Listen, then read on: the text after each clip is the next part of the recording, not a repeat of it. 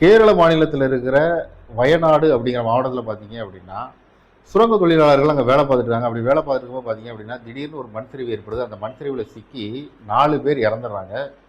6 பேரோட நிலைமை என்ன ஆனிச்சுன்னே தெரியல. இன்னுமே பார்த்தீங்க அப்படின்னா தேசிய பேரிடர் மீட்பு படை தேடிட்டு இருக்காங்க.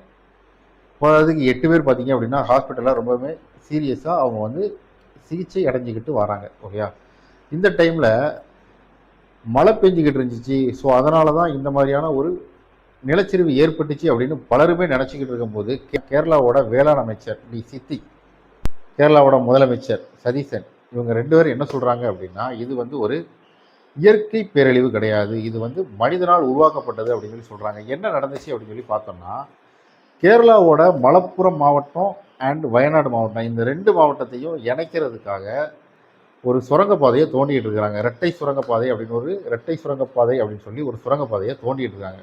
இந்த வயநாட்டில் இருக்கிற மேம்மாடி பக்கத்தில் இருக்கிற கீழ்மடி அப்படின்னு சொல்லப்படுற இடத்துல இந்த சுரங்கப்பாதையை தோண்டிடுறாங்க. இப்படி தோண்டிட்டு இருக்கும்போது அங்கேருந்து எடுக்கப்பட்ட மண்ணெல்லாம் பார்த்தீங்க அப்படின்னா அது பக்கத்திலேயே மலை மாதிரி குவிச்சுக்கிட்டு வராங்க. இப்படி குவிக்கப்பட்ட மண்ணால் பார்த்தீங்க அப்படின்னா இன்னைக்கு பெரிய நிலச்சரிவு ஏற்பட்டிருக்குது.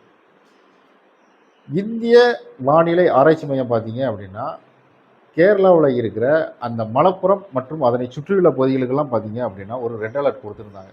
அந்த ரெட் அலர்ட் பார்த்தீங்க அப்படின்னா 12:30 கொடுத்துருக்குறாங்க. ஆனால் இந்த சம்பவம் வந்து பார்த்தீங்க அப்படின்னா 11 மணிலேருந்து 11:30க்குள்ளே இந்த நிலச்சரிவு நடந்திருக்கு. இந்த சுரங்கப்பாதையை தோண்டிக்கிட்டு இருக்கிற அந்த கன்ஸ்ட்ரக்ஷன்ஸ் நிறுவனம் என்ன சொல்கிறாங்க அப்படின்னா தொழில்நுட்ப பிழைகள் ஏற்பட வாய்ப்பு கிடையாது, நாங்கள் வந்து ஒழுங்குமுறையாக நல்லா பராமரித்து பாதுகாப்பாக தான் இதெல்லாம் பண்ணிக்கிட்டு வரோம் அப்படின்னு சொல்லி சொல்கிறாங்க. கேரளாவோட முதலமைச்சரும் கேரளாவோட வேளாண் அமைச்சரும் பார்த்தீங்க அப்படின்னா இது மனிதனால் உருவாக்கப்பட்ட ஒரு பேரழிவு, இந்த மாதிரி மண்ணெல்லாம் சேர்த்து வைக்காதீங்க, இதெல்லாம் அகற்றுங்க அப்படின்னு சொல்லிட்டு மாவட்ட நிர்வாகம் எவ்வளோ சொன்னிச்சு. பட் அவங்க அதை கேட்கவே இல்லை. அதை கேட்காம இவங்க அதை சேர்த்து வச்சதுனால தான் இந்த மாதிரியான ஒரு நிலச்சரிவு ஏற்பட்டு இந்த மாதிரியான உயிர்கள் போகிறதுக்கு காரணமாக இருந்துச்சு அப்படின்னு சொல்லிட்டு அவங்க சொல்கிறாங்க. ஸோ இது சம்மந்தமாக விசாரிக்கணும் அப்படின்னு சொல்லி இது சம்மந்தமாக விசாரணையும் முன்னெடுத்துருக்குறாங்க. இது மட்டும் இல்லாமல் 2024 இதே மாதிரி தான் பார்த்தீங்க அப்படின்னா இதே வயநாட்டில் ஒரு நிலச்சரிவு ஏற்பட்டுச்சு. அது வந்து ஒரு இயற்கை நிலச்சரிவு, ஒரு இயற்கை பேரிடர் நடந்துச்சு. அதுவுமே பார்த்தீங்கன்னா ஒரு பெரிய நிலச்சரிவு. அதனால் பார்த்தீங்க அப்படின்னா பல வீடுகள் நைட்டு தூங்கிட்டு இருக்கும்போதே பல வீடுகளை அப்படி மூழ்கடிச்சிட்டு பல வீடுகளுமே பார்த்தீங்க அப்படின்னா அந்த நிலச்சரிவில் அப்படி புதைஞ்சி போச்சு.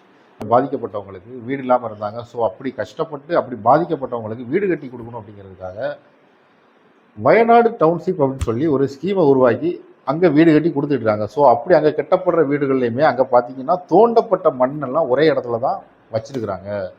ஸோ அதை கூட பார்த்தீங்க அப்படின்னா கிளியர் பண்ணாமல் இருக்கிறாங்க. ஸோ இதனால தான் இந்த மாதிரியான பிரச்சனைகள் ஏற்படுது அப்படின்னு சொல்லி அந்த இடத்துலையும் இன்னொரு குற்றச்சாட்டை முன்வைக்கிறாங்க.